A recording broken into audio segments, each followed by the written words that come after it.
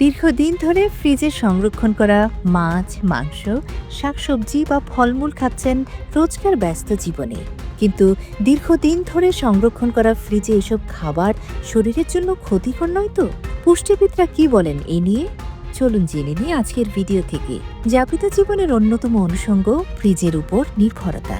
রোজকার ব্যস্ত জীবনে বাধ্য হয়েই নির্ভর করতে হয় আমাদের। কিন্তু পুষ্টিবিদরা বলছেন দীর্ঘদিন ফ্রিজে খাবার রাখার ফলে পুষ্টিগুণ তো নষ্ট হয়ই, সঙ্গে স্বাস্থ্য ঝুঁকিও বেড়ে যায়। মনে রাখবেন, মাছ মাংস সর্বোচ্চ 2 থেকে 3 মাস পর্যন্ত সংরক্ষণ করা যৌক্তিক। পুষ্টিবিজ্ঞানীদের মতে এর বেশি হলে খাওয়া উচিত নয়।